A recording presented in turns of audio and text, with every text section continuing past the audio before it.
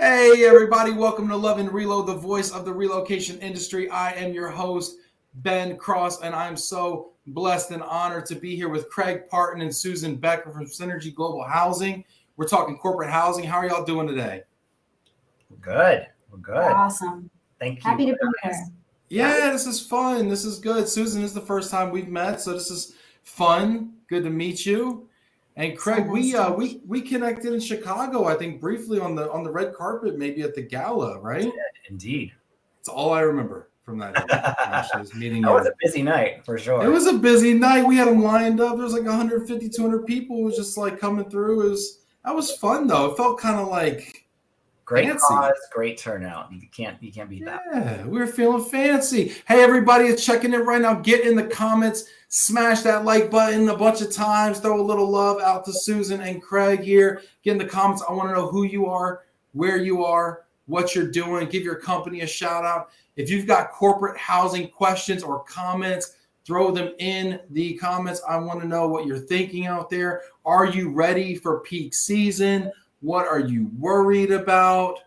Are you freaking out right now? Are you cool as a cucumber? Let me know what's going on out there. I want to give a bunch of shout outs here. And Craig, where in the world are you right now? I live in Edina, Minnesota, so a suburb of Minneapolis. Moved from New York after 22 years. Whereabouts in New York? 10 days before COVID. 10 days before COVID, so the world shut down. I lived in West Chelsea in Manhattan. West Chelsea. All right. That sounds like a fun neighborhood. A little bit of a culture shock, but we settled in now, so we're good. And Edina. Very cool. And then Susan, where in the world are you? I am in the Bay Area. Today, I am in our global headquarters in San Ramon, California. Global HQ. Yeah. Very nice. In the office. In the it's office. Nice to be in the office. You like being in the office. Tell me about the advantages. Why do you like being in the office, Susan? Well, I like being in the office when people are here. I hate being in the office when nobody's here. So it's okay. Is today a here day or not here day? So today I have one of my friends here with me, and I don't know. I mean, it's just weird. I want more people back in the office. I like to be able to come in every now and then and see everybody. I think we're all kind of missing that. Yeah. Hey, let's take a real quick audience poll. Audience, I'm talking to you right now. Audience, are you in office people? Out of office people? Out of office. What are your thoughts on that? What do you like? Let's see what people are up to. Mike Quigley checking in. Hello, Synergy Superstars from your friends at Ace Relo. Hey, Mike. Mike's in your area, or Susan. Yes, Darren Burley. Hello from Seattle. What's up, Darren? Hey, Darren. Look at his professional picture. Look at that. I know. Have you ever seen Darren look like that before? That's a cool picture. That's a good one, Darren. You almost had me, Darren. I love you, Darren. Darren's amazing. David Holt. Hello from Oakland. Hello. David Holt. Other side of the bay in the house. Richard Majewski from London. What's up, London? How are you doing? Sandra Clary checking in. Looking forward to today's conversation. Hit that like button. Let us know what you're thinking about corporate housing. Jamie Master. Hello, Ben and Synergy team. Cheers from very sunny Mississippi. Jamie, I want to know what you're thinking about corporate housing. You always got some great comments. Yeah. Mary Corrales. What's going on? Woo! I'm going to try to do it. Woo! Best bosses ever. Hey, Mary, you had to say that, didn't you? Two of your bosses on here. No, Mary, isn't Mary amazing? Mary's a Mary is a rock star. We've got some of my rock stars on today. Yeah, look at this. Mary, let me know what you're thinking about corporate housing. What do people need to know? Valerie McKenzie, what's up, Val? Deluxe Suites checking in from gorgeous Phoenix. Valerie, I was just in Phoenix last week, Valerie. I wish we would have connected. That's my bad. Mary Ann, so excited to see Synergy friends. Hey, Mary Ann. What's up, Marianne? Chip in the house. Lisa Ross. Hi, Susan and Craig. Lisa. Mary's over here. Got her spell check turned back on. Mary, that's dangerous. Don't start typing without your spell check turned on. Chip in the house. I was like, was there a rebrand I didn't know about? Debbie Woodley checking in from Charlotte. What's up, Hi, Debbie? Look, it's like a real who's who of the corporate housing world here. Well, we've been doing it a long time, so it's like, gosh, this is amazing. Debbie, I want to know what you're looking forward to this summer. What questions do you have? Melinda checking in, ready for summer, ramping up. Okay. All right. Is it going to be a ramp or a cliff? What's going to happen? What are we ramping up for here? Let's just start there. I'm really curious. Like, let's dust off the crystal balls. what's happening this summer? Last summer was, true or false, the hardest summer we've ever had? True or false? Craig, Susan, true or false? Honestly, 2020 was worse than 2021. Okay, for different reasons, right? For different reasons for sure. But 2021, we had sort of settled into what the new reality was. And we're making the best of it. Whereas 2020, we all left the office for 2 weeks, supposedly, and then never went back. So, yeah. But I think that each year has kind of brought in new nuances, right? We decided we have to throw out that playbook. And every year we think we now know what's going on. 2020 was crazy. 2021 was different. And now we have 2022 and it's like, holy cow, get ready because it's How is it going to compare? How is this summer in 2022 going to compare to the summer we had in 2021? We are about to experience a skyrocket like you've never experienced before. I've been doing this for a very, very, very long time, and there will not be anything that any of us in the corporate housing industry have ever experienced like this. The stop and start of return to office is going to actually come to fruition. The interesting thing is I think there's going to be a lot of corporations that don't make huge announcements about it. They're just going to start doing it because the moment's right that they're able to. But we can talk more. It's going to present, some challenges and some opportunities for all of us. But I think it's going to be incredibly exciting, and I think it's going to be unbelievably busy. And I think we're all ready for it. We're ready to get back to the new normal, whatever that looks like. And it's all going to run into each other. It's pent-up demand, it's RTO, it's interns, it's regular relo. It's all going to hit at once, and it's going to be interesting. Let's talk about when it hits. We got people checking in saying, what's up, Mike? In office 1,000%. That's 10 Mike Falias in the office. Yeah. Is what I wish you would come over Mike. here with your 10 Mike Falias. Mike, bring 10, at least 9 of those over there. Right. Val, love my out of office life. Okay. You think it's forever, Val? Is it going to keep up? What do you think? I mean, Val's in a unique situation. Mary checking for Phoenix. Yep. Still loving everybody. That's great. Remote for 15 years. Love it. No more cubicles. Huh. That's interesting. What that return to office, what does that office look like? Is it a bench style seating? Is it a cube style seating? Are we using as much space as we did before per head? Are we using more space per head? Are we, in a hybrid situation where half are in or half are out? If it's half in, half out, what does that do to where demand is located? Mm-hmm. Is it located near the office? Have you seen any differences there? Has the radii around the office workplace changed? I think for customers, it's changed for sure, because with people being on a hybrid scenario, they don't have to live as close to the office anymore. And, historically for corporate housing, it was always just a given that you wanted to live 5 minutes from your new office because you weren't familiar with the area. That's changed completely. We're opening up new inventory in more suburban areas. Everything is spreading out. And I think that will continue to be the trend. And it's the trend for Synergy. We have not gone back to the office 100% and likely will not. We'll go back to a hybrid scenario. But in our gear up for this, blast of business is about to happen, we need everybody wherever they're most comfortable and wherever they can be the most productive for us to be able to, work our way through all of this in the best way possible. Craig, you mentioned that it used to be given that 5 minutes from the office, everybody wanted that, right? That was a kind of a first priority for people. Right. How have those trade-offs started to happen, and what are the newer priorities you're seeing instead of commute time? Yeah, you've got multiple people working from the corporate apartment, right? You might have, 2 parents, 3 children that are doing schooling. Everybody needs Wi-Fi that's stronger, faster than it's been before.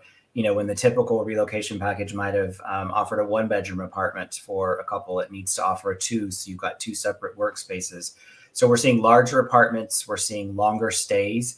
The scenario with the housing market and being able to buy homes pretty much throughout the entire United States is very difficult and takes a lot longer. So we're seeing longer stays.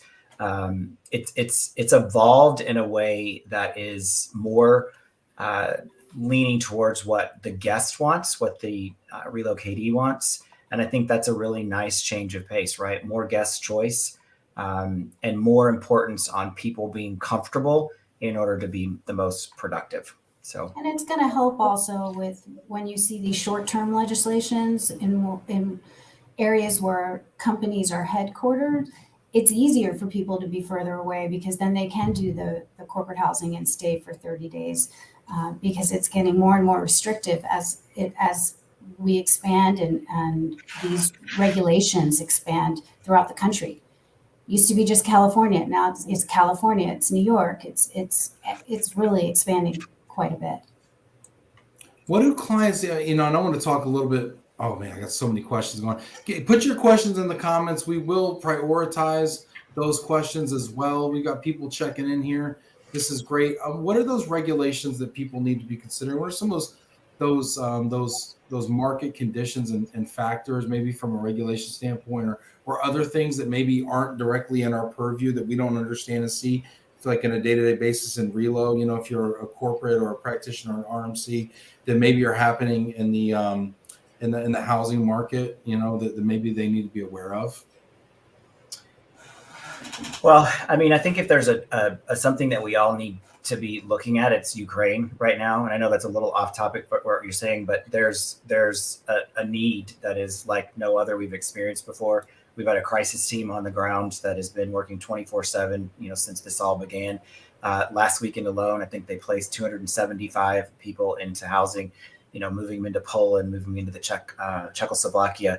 I think that type of scenario may continue to happen throughout the world, and that's going to throw a little bit of a curveball, if you will, towards us as housing providers that we're going to need to pivot very quickly and figure out how do we take care of the rest of the world. I think that folds itself into sustainability. You want apartments, you want people who are offering apartments that want to do good things for the planet. So I think it's a little bit of a different world. This COVID pandemic scenario that we've been through for 2 years has given all of us a minute to sort of step back and relook at how we do what we do. And we want to do it in a way that's better for the planet, better for each other, nicer to each other, and less about, just revenue and more about taking care of people. Sorry, it was a bit of a soapbox. No, that's great. I mean, listen, that's why we do an hour show, because we get on some soapboxes, get off the soapbox, get back on the soapbox. We've got, that's a great point. Let's talk about Ukraine, because this is actually the first show that I think we've had since the Ukraine invasion has unfolded. Richard's saying, I really think we can't avoid considering Ukraine. I think we need to temper the optimism. And I think where Richard is coming from is saying, if 2022 is going to be this all hands demand, this kind of demand that unprecedented demand that we're expecting. How is the invasion of Ukraine and what may or may not transpire with the rest of the world getting involved? How do you foresee that impacting corporate housing?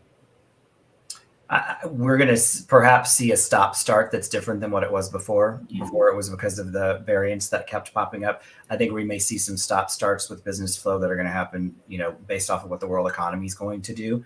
I do feel like that for, the experience we have with our customers as of today, at this moment, they want to get back to business. But, time's going to tell what this is going to do to the overall world economy and how far is it going to go. So I think there's a lot of question marks more than there are answers. And I am excited for what's happening in the business world and terrified of what's happening in the world from a social perspective. Yeah, it's a constant battle of pivoting. And what, we have everything that we're doing with return to office and all the things, great things that are going on. And then this happens and we have to pivot and we have to take care of our clients that need our help now, today. It's dire. So, we've just got to pivot in a lot of different directions, a lot of balls in the air, but that's what we do. Yeah, and my dad's checking in. What's up, Dad? Love you, man. Elizabeth, I always got to say what's up to Dad. You got to take the moment with the family. Elizabeth says, "How is the Ukrainian situation going to impact global mobility?" I'd love to hear what your thoughts are. Here's a couple things that started going through my mind, because I have a logistics background, right? And so we've already had some major supply chain issues, that have affected corporate housing and the rest of global mobility, right?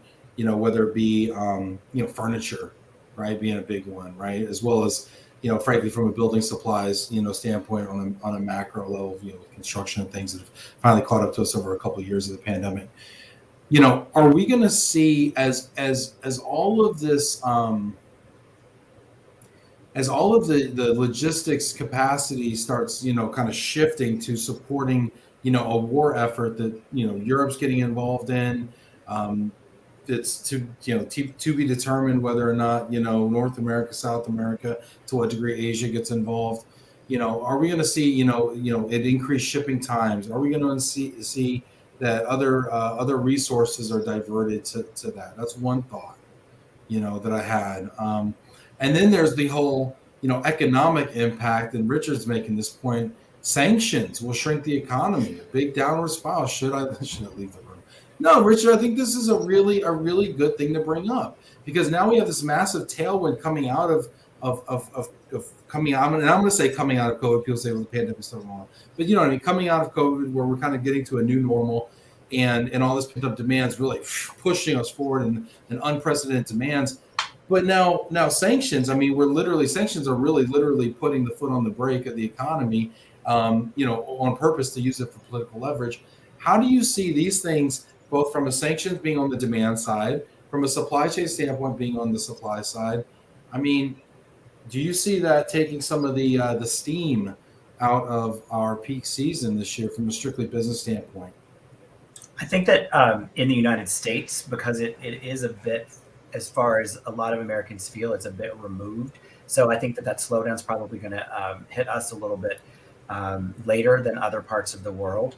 It's absolutely going to affect, because if this continues in a way that we all hope it does not, the global economy is going to be affected. I mean, something as basic as, you can't build apartments in the United States because you can't get access to natural resources or the labor to build them. Yeah. Lumber was an issue last year, raw materials, right? Absolutely. Northern California, you would normally have in Silicon Valley 7, 8, 10,000 apartments being built annually. You're going to have maybe 1,000 that get built. Wow. So if you take that, it just decreases the supply. And I'm relating this to corporate housing specifically. Sure. So that's the topic where we want to speak about. But it's going to limit the number of overall apartments that all corporate housing providers have access to, and therefore, put more pressure on demand and lower supply. So I think there's going to be those challenges. I think for our businesses that are outside the United States, again, our team that's outside the US, this is primarily being managed from our EMEA team. Right now, everything that they were working on that had to do with mobility has been put to the side, and it's a matter of a mad dash trying to find housing, for the evacuating folks that are coming out of Ukraine. We've got people that are coming out of Russia, corporate clients that want to get people out of both of those countries as quickly as they possibly can to get them to safety. You have people who are sleeping on the streets at borders for 24, 48 hours before they can actually get out. So I think that there's going to be long standing effects of this, but I think it's too early for us to know exactly what's going to happen. You sort of put that against this drive from a lot of very large companies that they want to get back to business. They want to get back to pre-pandemic levels of revenue generation. And it's going to create a really interesting sort of push-pull that again, I don't think we've experienced it before. Susan, I don't know if you... Yeah, well, Craig, you did say you did it. I mean, it's just so fluid, and we don't know it's new too. It's just, it's just like, again, we're just taking it day by day. And thank God for our MIA team, because they have been truly amazing, and they are working literally working day and night. So it literally feels shout out to them. Shout out to the MIA team. Shout out to everybody that's kind of dropped what they're doing to address the Ukrainian situation and help our all of our team members who are over there, as well as our clients and their team members. And it does, Craig, it does kind of feel like, things have kind of like, all the things that you had on your desk, Friday morning, I guess, when we kind of start dealing with the fact, okay, this is a real thing. And now Monday, as it's just kind of continued to grow and in severity, and we're just wrapping our head around it, all that stuff seems like, wait, that's not a priority anymore. If we have somebody that's in Ukraine right now, we need to get them out. We need to keep them safe. We need to stay in touch. We need to support them out where we can. And I also feel like and I hate to kind of keep bringing this back to business, but I mean, that's kind of like the perspective, the lens that we're coming at it from. So all the other initiations that are like, oh, we're going to send somebody over to London, or we're going to send somebody over to, all that kind of seems like less important right now. And I almost wonder if there's going to be a little bit of a blip kind of in activity and mobility activity, just as like people are dealing with like this crisis situation. So I wonder if that's going to we're going to see that flush out here. We're getting people saying, yes, MG and Mia rocks. That's great. People are telling Richard to leave the room. Then they're walking it back. It's okay. I mean, listen, we've told Richard to leave before. He keeps showing up. We love him. Richard's saying if Russia switches off oil and gas for Europe, ooh, right? That's right. They got their finger on the gas button, right? And we know, especially Germany and Italy, who knows whether factories can even run. Anyone export to Russia? Well, now you don't. Yep. Isn't it? I mean, we do, and here we are in the U.S., right? And everybody says that about the U.S. all the time. I mean, we really do kind of think of ourselves, kind of primarily, right? We're such a big market. We're all over here. We're kind of chilling. We got Canada, good relationship, Mexico, good relationship. We're just chilling over here. But it's such an interdependent global economy. Mm-hmm. And Russia's a big importer. They're a big supplier of oil and gas, and this could have some impacts. All that beautiful Italian furniture. And German engineering. Oh, we've got banking and finance clients that have folks who are in Russia that they need to get out from a safety perspective. So it's not just Ukraine. Again, I think it's too early, and I think all of us have to band together and do the best that we possibly can to help people as it unfolds. And I don't think it's going to be easy for anyone. And I pray for the folks who are in the regions and for the folks that are going to be helping them to try to get out of the region. And, most of all, for those folks that can't get out of the region, the people who can't leave, those are the people who are the most at risk. Seriously. But yes, I think we have some serious ramifications coming for the economy. But again, I can't reiterate enough. I think there is such an enormous push by corporations to get back to business that it's going to be a push-pull for quite some time. Yeah, and Peter is giving a shout out to your team there as well. It's always cool to hear these stories. And we got friends checking in. Francine, awesome. Love to see Francine in the house. It's fantastic. Dawn's checking in saying, hey, what up, Dawn? Hey, girl. That sounded just like her. Hey, I know I've hung out with Dawn a few times. Nina, hey, my mentor and friend Craig. It's Nina in H-Town. Hi, Nina. Nina's amazing. Love Nina. Jackie, hi from Kansas City. That's great. Richard's never leaving his house again. That's great. Let's see. Jamie checking in. So Jamie's with you here, Craig. Jamie says, summer of 2020 was brutal. 21 was amazing. Real bounce back. A lot of people made the money they lost in 2020. And looking better in 2020. You can tell Jamie's in sales. Looking better in 2022. But somebody's got to staff those units too, right? You got to find those units. You got to source those units. You got to put all those beautiful welcome baskets in. I mean, you still have the supply chain challenges. You still have the staffing shortages. There's still the real estate shortages. So there's the impact of COVID. We're continuing to feel the effects of it. And now it's this it's almost like not a mass exodus, but a mass entrance back into.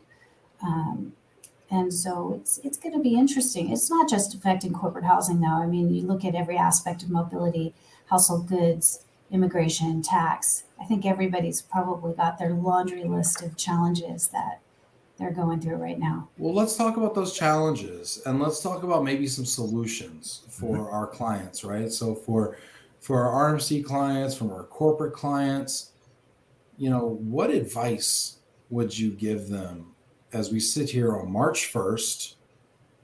Summer's far enough out where maybe we don't have to think about it, but we probably ought to.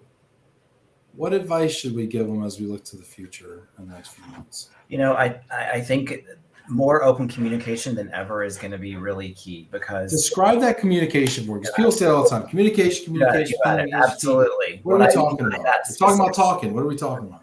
We're talking specifically about if you can work with your providers, whether it be corporate housing companies, if you're a corporate client, you should talk to your providers about when they will have capacity to be able to handle your moves.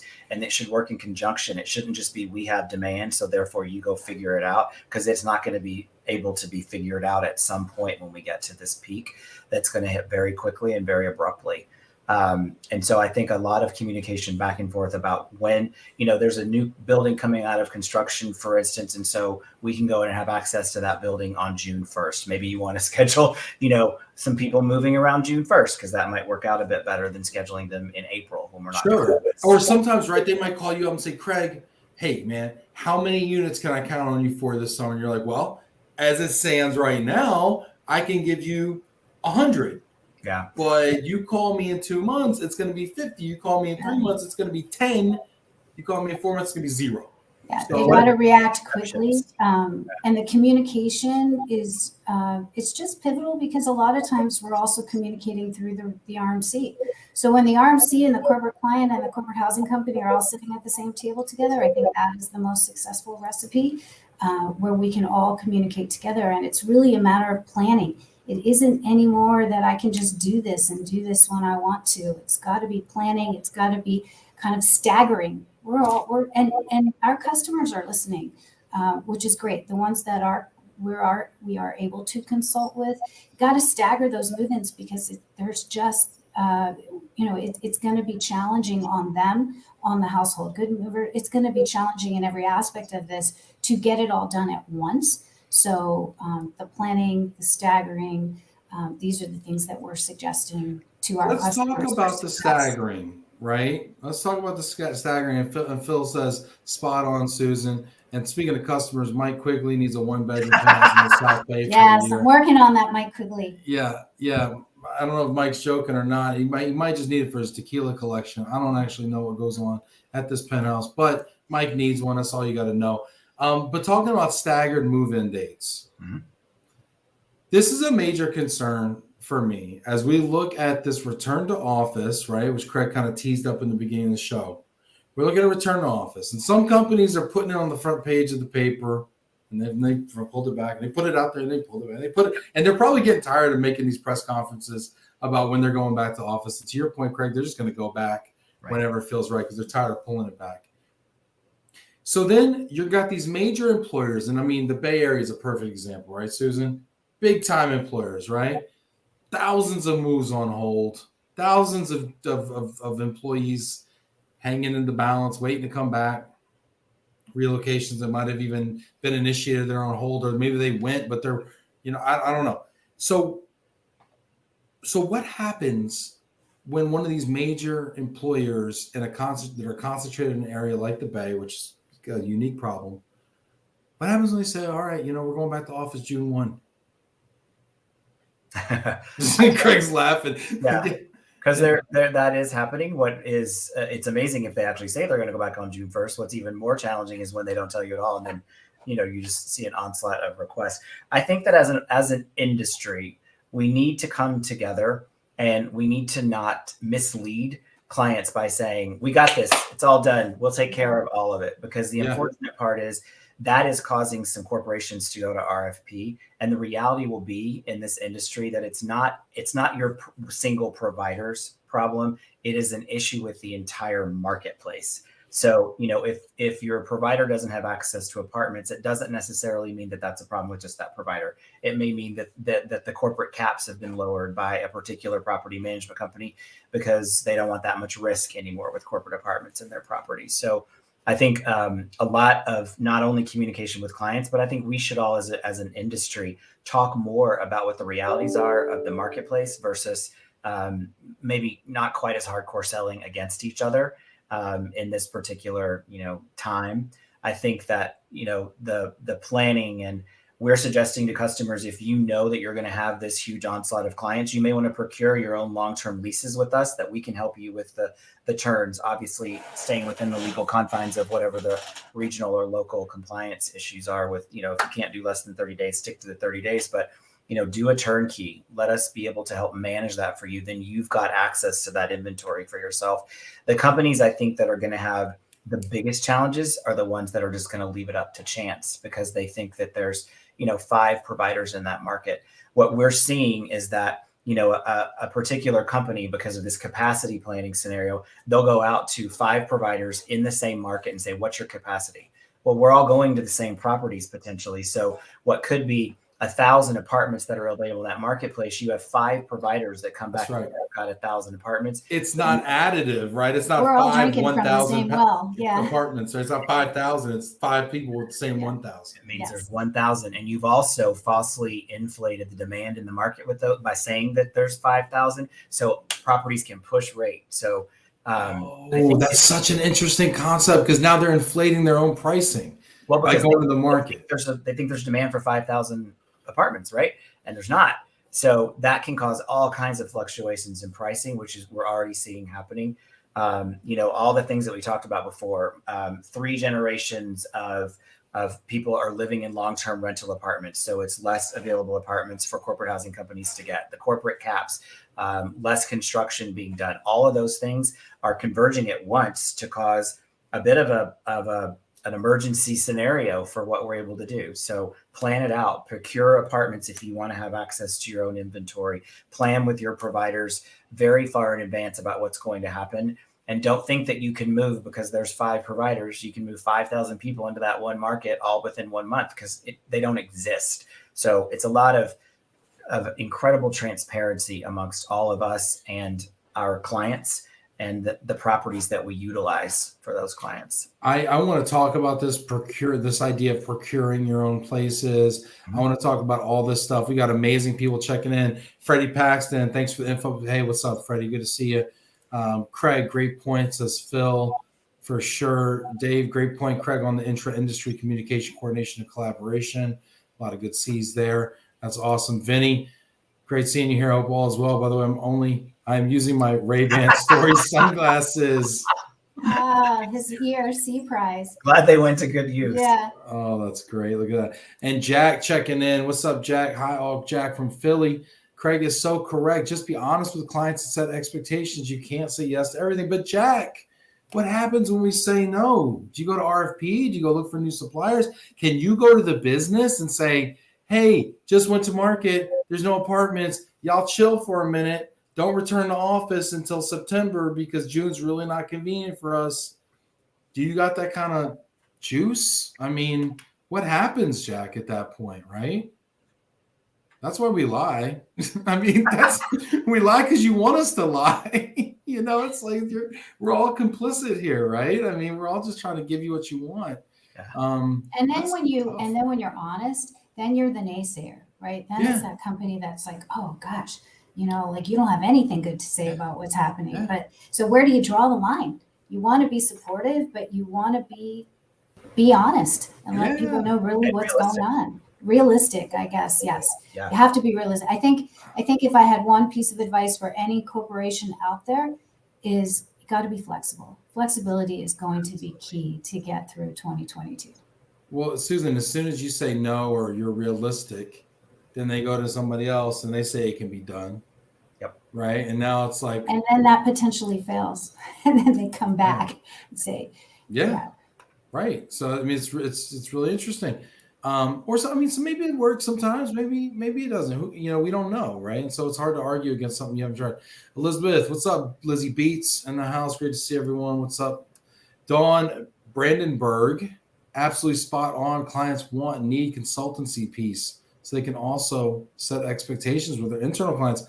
Absolutely. But the key, Dawn, though, also is are we having these conversations before? Are we having planning conversations in the winter? Or are we having it like, hey, got some people for you. Hey, take care of them. Yep, right now. Yeah, right now. Yeah, and by the way, they're landing tonight. And Jack Jampel, set expectations. I'm not saying to say no, of course. Yeah. So then what do we do then? Do we tell them, okay, not right now, but maybe in a month? Maybe you get a hotel. I mean, what is that? What is that strategy when there just isn't inventory? What do you do?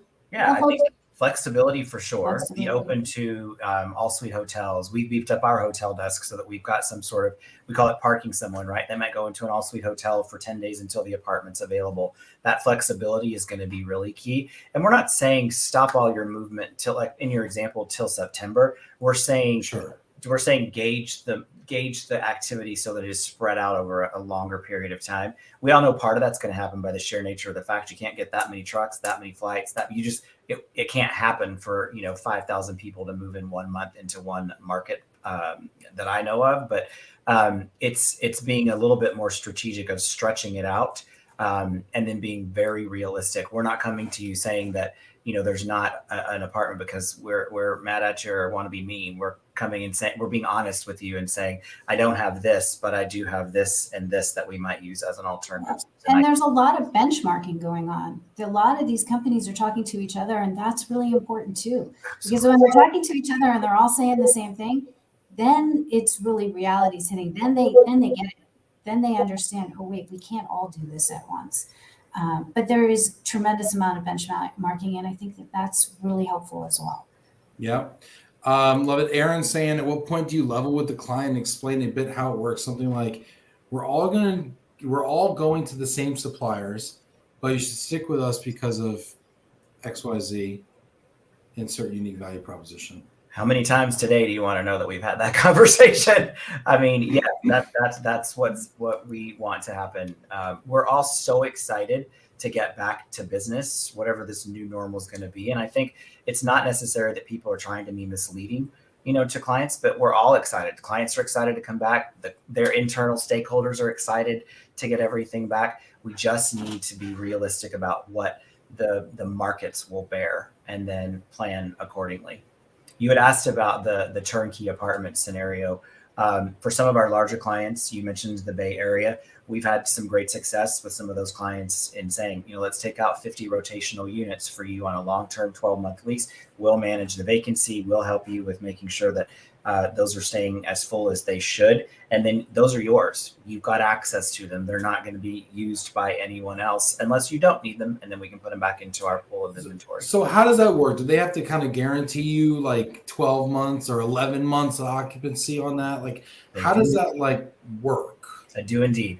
There's a risk and reward for everyone. And in order to ensure that you've got access to that availability, you do have to pay for it. But you have a strong relationship with your provider or pay for it all the time. There's, or we build in down days that are divided out over the term. There's a lot of ways that you can accomplish it. But it is something that has helped several organizations that needed large numbers of apartments to be able to have some feeling of certainty. And it's really about the data and studying the data to be able to mitigate the vacancy, because sometimes there's going to be a big amount of vacancy in there, and obviously we're going to help with that mitigation of vacancy with just ideas and things that we've done in the past. But it definitely helps because there is, with the shortage of inventory out there, this guarantees them that they're going to have availability. I mean, it makes a lot of sense. Are they willing to take on the risk of having vacancy and paying for months that they're not willing to use? I guess it's like, which risk is greater? Is the risk of not having a unit greater, or is the risk of potentially paying for time that you don't need? I suppose you could always take if you have that critical mass of people in that market, you could always take them and push them into the units that you own first versus the one. Yeah. Different business lines. If it's a short-term traveler, you want to stick that person in there in the middle of, somebody that's just traveling on a quick assignment in between the long-term travelers. I mean, there's a lot of things that you can do. You just got to get creative and work through it. Okay. We've got some great comments coming in here. Keep these comments coming. Hit that like button. We got a ton of people watching on LinkedIn, on Facebook, on YouTube, wherever great podcasts are sold. We've got people checking in here. Jack, once you get Jack fired up, once you get him fired up, he's coming for it. Jack's shots fired. Jack says, do you think that corporate housing management industry is oversaturated? I love this. Jack has a theory that there are too many suppliers. In every vertical, by the way, not just you. In every vertical. He's like, is corporate housing oversaturated? Historically, corporate housing has a very low barrier to entry. I sort of call it like you could have a card table in your garage and a credit card, and you can open up a corporate housing company. You obviously have to be able to sustain that, but that low barrier to entry does allow for a lot of folks to come into the industry. I think that there is an absolute space for local regional providers who are best in class in some of those areas. Some of the larger global providers like Synergy will utilize some of those local regional suppliers for being, the inventory where we don't have our own. So I think there is a place for all of them. I worry about, quite frankly, the pure platform scenarios that don't have any of their own inventory, that aren't running that hybrid scenario. I do worry that if that is what a corporation is solely relying on as we get into high season, that may become tough because all the providers who have inventory will likely be utilizing that for their own clients and not be able to share it. May not be true across the board, but I do get a bit concerned about that. Again, I've worked in this business, I think, for almost 30 years it is now. And Jack, yes, there are a lot of corporate housing companies, but luckily, as we've all matured, we've each got our own differentiators that make a space for all of us. And the ones that there's not a space for, or that maybe perhaps didn't manage things as well as they should have with that low barrier to entry, will naturally fall to the wayside. And I think what's interesting about this industry too is that we do play quite well in the sandbox together because we utilize each other's inventory. And so you almost have to. And I think the more that you play nice in the sandbox, the more successful you are. So like Craig said, I think there is room for a lot of us out there. It's just a matter of how you utilize each of these companies. It's a lot of calls and appointments though, Jack. I get it. Lots of calls and appointments. Well, Jack has an overinflated sense of how many people are in this business because he takes everybody's phone call. And so, Jack, that's because you're such a nice guy. That's why it seems like there's so many people in this business. But, Jack, interestingly enough, some major players have gone out of business, right, over the last couple of years. The big ones. There's a lot of acquisition that's happened in the space and consolidation, right? And so I think it's becoming less saturated. I think there's still obviously a need for a lot of operators on the ground to take units out, right, and take inventory, and then provide those to people who have access to the corporate business. And there's a whole lot of folks out there who just, frankly, who are operating service departments, but who aren't on people's radar either. Like, who obviously don't know that. Believe it or not, Jack, there are some people that don't know you, Jack, and they have units, and you need them, and they might be in Kalamazoo. I don't know. So I think it's interesting. While it's oversaturated in some areas, perhaps, and you're seeing consolidation, and frankly, just companies that aren't viable anymore. In some ways, it's not. I mean, I think we're going to go through another summer where it doesn't feel oversaturated at all. So interesting, Jack. Love it. Robin's doing some quick math here. Craig, did you start in the biz when you were 10? Yep, definitely. Robin gets a raise. All right. Right. Next question. Richard, is there a danger that Airbnb will mop up what service departments can't accommodate? To what extent are Airbnb, VRBO, or Verbo, etc., realistic competition in the corporate space? Richard, this is the elephant in the room, isn't it? Yeah, I think if you've seen the press release that came out today, Airbnb is offering 100,000 free units to folks in Ukraine and Russia. Is that real? Time out. I read this for a second, and I'm going to call out something. Is that real? I don't know. Or is that like me saying I offer 100,000 units to people in Ukraine? Yeah, I don't necessarily. No. I don't know if it's real or not. Who knows? I think that if that is true and it's coming from a purely altruistic place, which it sounds like it is, I think it's fantastic. We're going to need as many safe places for people to go as possible. There's a difference in with what a corporate housing company does or a service department company does from the standpoint of duty of care. And there is a space for VRBO and Airbnb where someone enjoys going into an apartment, and it might have the oil and the olive oil, from the owner that you want access to use. Whereas with corporations, their expectation of us as a corporate housing provider is that we're providing consistency across the board with what's offered in the apartment. So I think there's space for both of us. I think that what Airbnb has mastered is a booking process, and they've also jumped onto a trend that is very true, which what is really a B2B piece of business is being construed as a B2C because the guest has more choice now. They demand more choice. So I think there's space for both of us, but I think that we have not experienced a lot of corporations that are willing to add an Airbnb or a VRBO officially to their programs. And duty of care is so important now more than ever. right? I mean, look what's happening in Ukraine. And so when you know that you've got a corporate housing provider that knows every aspect, where every single person is, how to get a hold of them, what to do, how to get them out if they're in a dangerous situation. I'm not sure that you get that from an Airbnb, but as Craig mentioned, there is a space for Airbnb. I think it's important. And if there's a way to vet it and get through there, there's room for it and a need for it.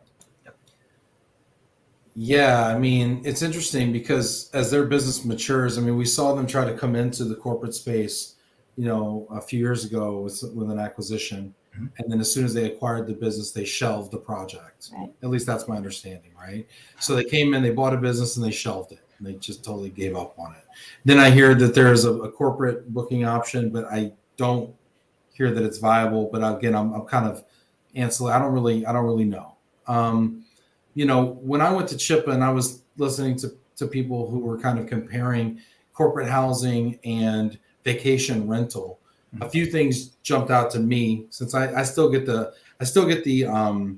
benefit of a little naivete in this business, right? And so one of the things that jumped out to me was the fact that the sheets, right? And I've stayed at Airbnb in Hollywood one time when I went to the Grammys. I stayed at this Airbnb in Hollywood. I'm And afraid of what you're going to say. and it was all right. It was what it was. It wasn't not as advertised, but there's something about crawling into somebody's bed when it has sheets on it that may not be Clean. brand new. Yep. And I'm not saying it was dirty. I didn't take a black light wand to it or anything like crazy. But it just gave me a little skeeve factor. I had a few extra cocktails and I didn't think about it. You know what I mean? But I mean, it's a little skeevy, right? Now, of course, I wouldn't want to be there for months. If I would have washed them. But nonetheless, you know what I mean? That's the thing, right? So the linens programs, right, that you have with corporate housing, the dishes factor, right? The fact that, like maybe there's pet hair or something, these things are kind of remediated within a corporate housing situation. You have professional maid service, you have things like that. And it seems Airbnb is like one of those things, like lump sum programs, frankly. And this is where, the lump sum defenders are going to pop out, on me. But, it's like one of those things that seems okay theoretically. And then if you were to show up in that situation, you would be like, this is not good at all. This does not feel right. This is not what I want. And so Rich, I think it's going to take some of the marginal excess demand, and in the peak, right, when maybe the suppliers can't handle it, and then all of a sudden those customers, those relocation customers, those mobility customers, those transferees are going to have to go do it themselves, if you will, and maybe they're take an allowance or whatever, and they're going to rent an Airbnb. But gosh, I don't think it's mature enough. Have you seen anything far as a corporate product that they offer that's functional? Well, I mean, I can't speak to Airbnb is that deeply, but I think that one way to sort of turn the tables on this is perhaps Airbnb and the rapid growth of that entire segment of vacation type rentals is a challenge to us in the corporate housing industry. It's how do we create a similar booking experience or something that gives guests a feeling of more freedom or more choice. And we can do that. We absolutely can. And this is our challenge. We have to turn it around and not look at it as a complete negative, but look at it as a positive of we can make ourselves better in doing this. And alternative accommodations aren't just Airbnb, right? It's hotel programs that can help you with subsidizing your corporate housing program. There's a lot of opportunity for different types of housing than just the typical corporate apartment that we've always been accustomed to. Especially as what we described earlier, where people are wanting to live further away from the office. Go back to your Silicon Valley Bay Area example. If I don't have to be in the office 5 days a week, then I'm probably not going to live within my normal hour commute. I'm going to live 2 or 3 hours away because it's more affordable. There's more housing for long-term, all of that. So I think there's a lot of opportunity for us as we come out of COVID. For all of us, again, band together. What do you do really great? We do this really great. How can we benefit from each other? And at the end of the day, we should all be serving the customer at the highest level. And that could perhaps mean that we have to do a little of what the other one does, right? Mm-hmm. Yeah. Yeah. Richard saying, I don't think any market is ever saturated. Just some people slide off into the abyss. That's all. If lump sum grows, does corporate Airbnb grow? Yeah. I mean, maybe. Craig, I like what you're saying, though. I mean, we can learn something from the booking flow. We can learn something about capacity from the crowdsourced nature of it. There's just, I think, certain business rules that don't exist in that environment that we're going to need to have. And be Marianne. cautious. Proceed with caution. Marianne saying communication is key as is collaboration. Chip us some resources in the form of articles, white papers that you can use to share with clients regarding the challenges regarding the supply chain. Let me know if I can send to you. No, Marianne, you may not send them to me. Yes, of course, Marianne. You can send them to me. I love it. I'd love to have you on too to talk about those things as well. Phil brought up something. I'm going to see if I can find this comment here. Phil, let's see here. Phil brought up something I want you to address. Phil says 30, 60, 90-day tax liabilities are ever changing within municipalities. What the heck does he mean, and why do I care? Even for Synergy ourselves, we had employees that during the pandemic, when we were all remote, decided, I don't want to live here anymore. I want to live over here. And so they just moved. We've all seen some of the more recent presentations from the tax professionals that there are liabilities for both the company and the individual from all of this happening. The municipalities, local, regional laws are changing very quickly. And unfortunately, they are a lot of times in response to Airbnb. You have bad actors sometimes who don't do things the right way. New York City, for instance, it's a 30-day minimum stay. New York City has a tenants sort of movement that is stronger almost than homeowners because there's so many people who rent long-term. So people who go in and try to do 2, 3, 4 night rentals in Manhattan are actually jeopardizing it for all of us, because that could cause. A few years ago, they came into New York. Marianne knows this because she helped us fight it with the attorneys that work for our lobbying firm. But, they tried to come in and say that 6 months was the minimum stay that you could have in any type of corporate apartment. That could have killed some companies and our business, and also made it impossible for corporations to be able to relocate people. So it's just like the ILO in San Francisco. Absolutely. That's making it very hard to do corporate housing in San Francisco. And you think of all the companies that are located in San Francisco need that short-term housing. And, if we're going to be boxed into 500 apartments that we can do in San Francisco, all of us corporate housing companies are limited to 500. Now they're maybe going to expand it to 1,000. Right. And they got like 5,000, people coming in. It's not going to work. And so you've got to, and we've been working with Marianne and CHPA to fight this, because you have to, or we're going to get boxed out of all of these markets. And what is that going to do for the corporations that are located there? Wow, interesting. And yet it's stories like Aaron's, which are kind of why these regulations maybe are being, considered, as well as some of the front page I think there was a front page article on, I think it was Bloomberg, I want to say, about Airbnb. She showed up and the residents were still there, very interesting situation. Can you imagine? I mean, that happens for a corporate transferee, the phone call you're going to get, Jack, what would you say? Jack, what would you say if that happened? I'm just curious. Hey, you know what? That brings me to a nice little. We got a couple segments. We're running tight on time here.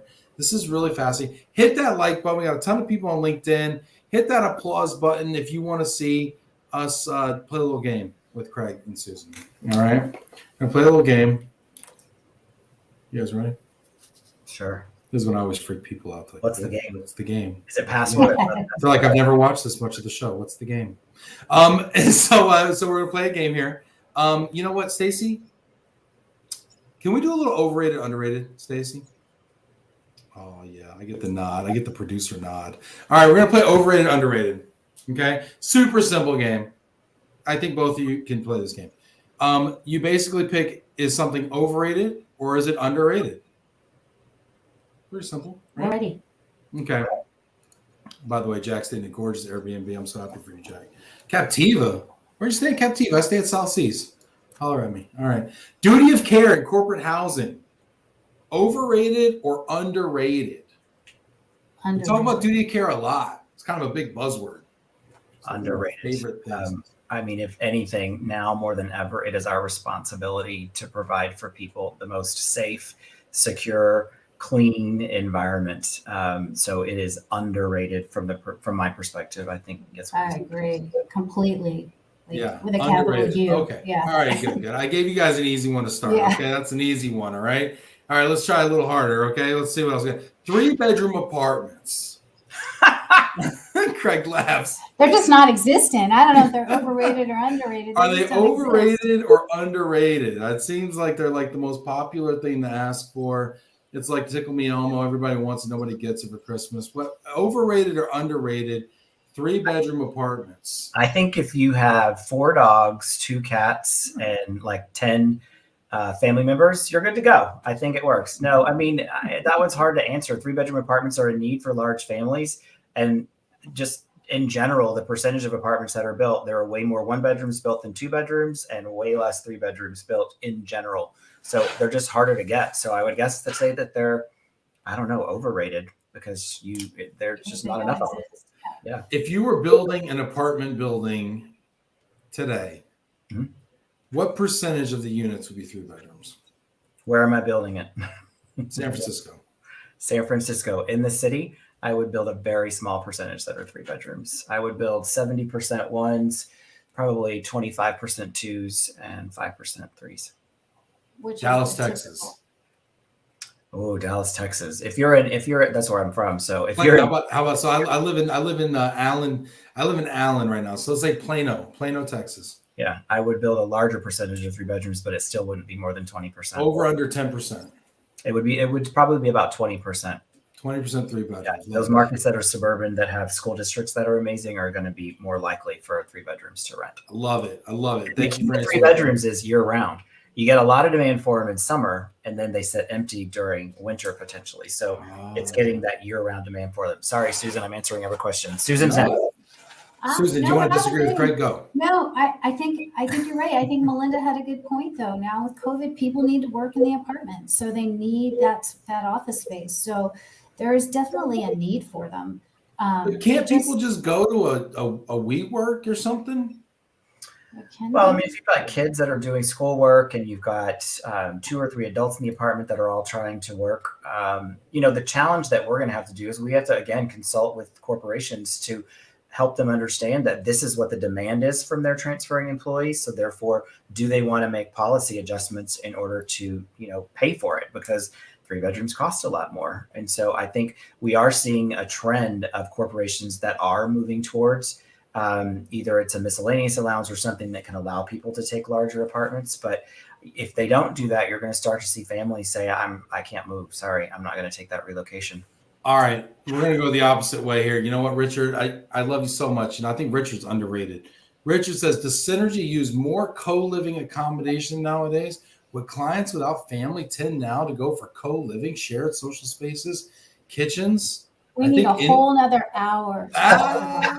We need a whole nother hour, and we can talk about co-living because we are proponents of co-living. Yeah. We created a co-living alternative housing solution, and then COVID hit. So we can go on and on about co-living. We're very, our parent company has co-living. We think it's hugely successful, and there is a need for it. Yep. That should be so co-living, underrated, overrated. Underrated For sure. I agree with you. You know what? And when I hear these interns, like people are like, oh, I got all these interns. Yeah, I know you got all these interns. You'd have half as many interns if you put them in the same place together. It's like, I mean, that seems like they just came out of college, put them back in a dorm. I mean, it's like, but nobody wants to hear that solution. It feels like, what is that about? I mean, you got to think about with interns, you're impressing that intern to hope that they come to work for you permanently. So it's all about the competition. What are you going to offer me differently during this 3-month internship than what another of your competitors might offer me? So come intern in December if you want. If you want me to impress you, I'll take you to see Rockefeller Center. Get your own place. We love winterns. Winterns are amazing. Winterns are our favorite. Winterns, yes. Oh, I love it. All right, Stacy, what else we got? Single family homes in corporate housing situations. Overrated. Way more challenges with single family homes for the family living there. just a lot more nuance. If it's going to be a 1-2 month stay, you don't necessarily need a house. If we have sometimes an incredibly high level leader within an organization, that might be something that works, but they're very difficult to secure, especially for shorter term. We have to keep in mind there's a housing shortage in general throughout the world. And so getting someone to rent a house for 2 or 3 months is going to be at an incredible premium. We've rented houses that are $30,000, $40,000, $50,000 a month for just the piece of real estate. And then we got to add everything else. And the maintenance alone is really hard. Yeah. $30,000, $40,000, $50,000 a month plus. That's just unfurnished. Yeah. That's the unfurnished. Yeah. Jeez, let me sublet my place. Yeah, Craig, call me up, man. I got something in North Dallas for you.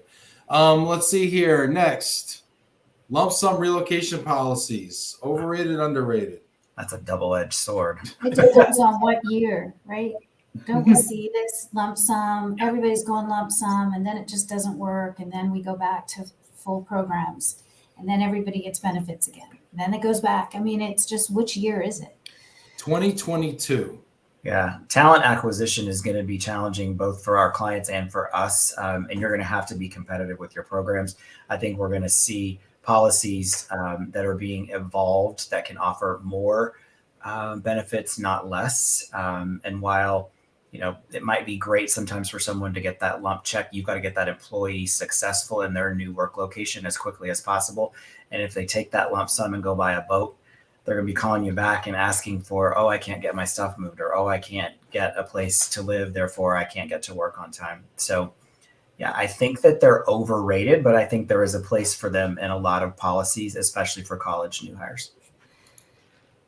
Exciting stuff here. Let's see here. Do we have any more here? GDS systems for corporate housing. Well, there's not one yet, so...